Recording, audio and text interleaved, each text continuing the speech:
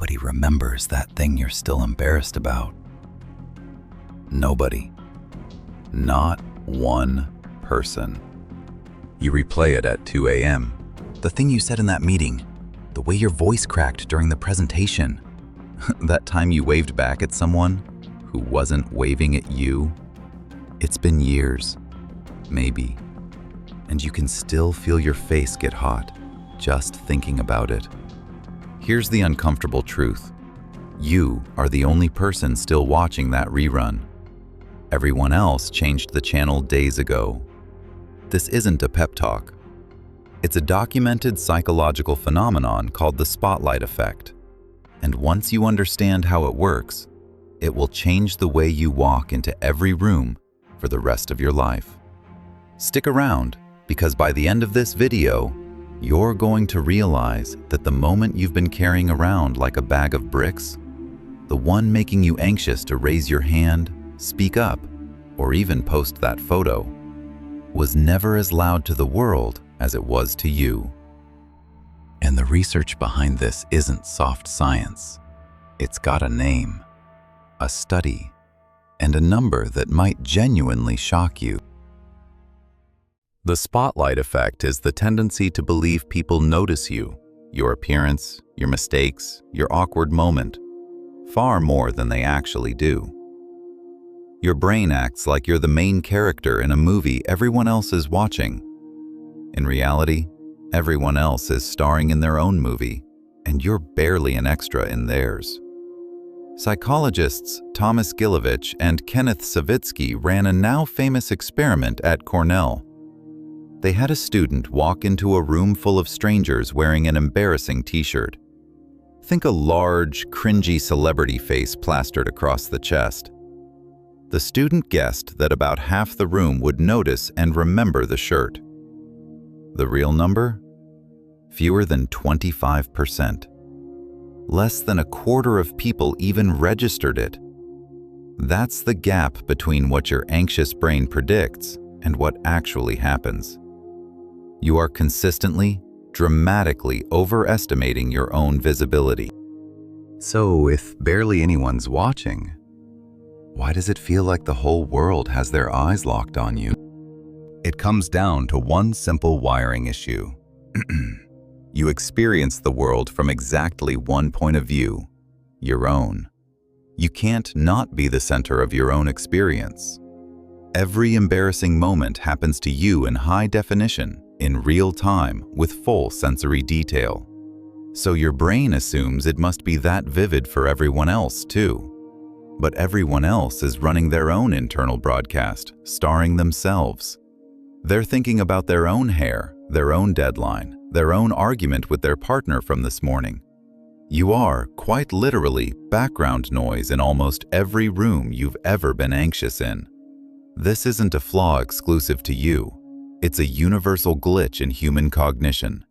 Which means the people you're most afraid are judging you? They're probably worried about the exact same thing about themselves at the exact same moment. Let that sink in for a second, because this is where it gets almost funny. Picture a party. You walk in, convinced everyone clocked your outfit, your entrance, the slightly too loud laugh you let out 5 minutes ago. But look around that same room. Everyone there is doing the exact same math about themselves. It's not a room full of judges. It's a room full of mirrors, each person too busy checking their own reflection to study yours. This is why social anxiety feeds itself in such a cruel loop. You feel watched, so you get self-conscious. Being self-conscious makes you act stiffer, quieter, more guarded. And ironically, the stiffness, the silence, is the only thing that might actually draw a bit of attention.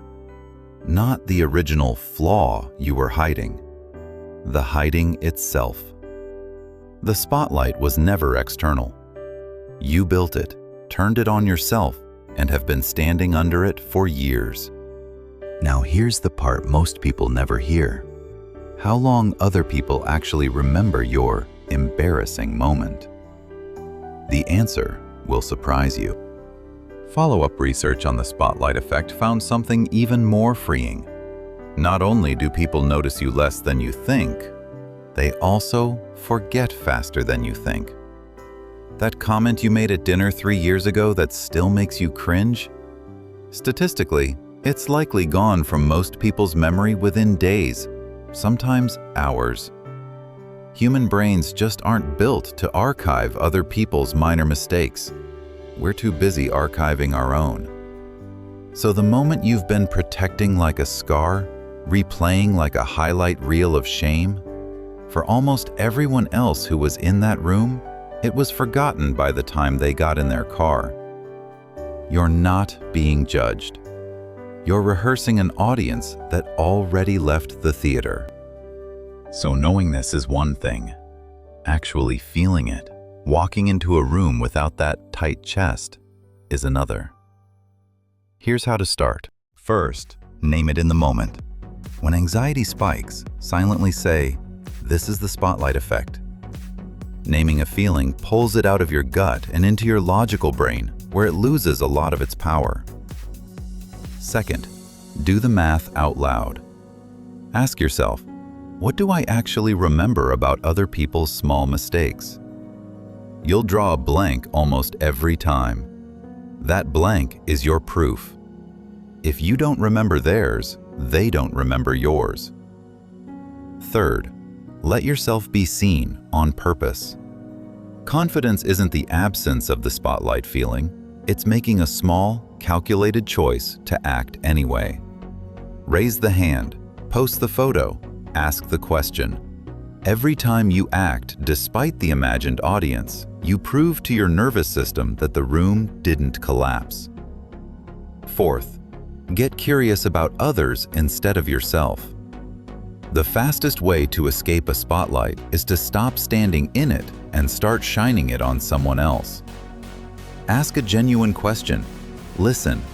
You'll notice the anxious noise in your head drop almost instantly, because attention, like a spotlight, can only point one direction at a time. And here's the real shift. The one that actually changes how you live, not just how you think. The goal was never to stop feeling embarrassed sometimes. That's human. The goal is to stop outsourcing your self-worth to an audience that was never really watching in the first place. Every person you've ever admired, the confident coworker, the friend who seems to walk into any room unbothered, they've had their own cringe moments too. The difference isn't that they were never seen doing something awkward. It's that they stopped rehearsing it after everyone else already forgot. You get to make that same choice.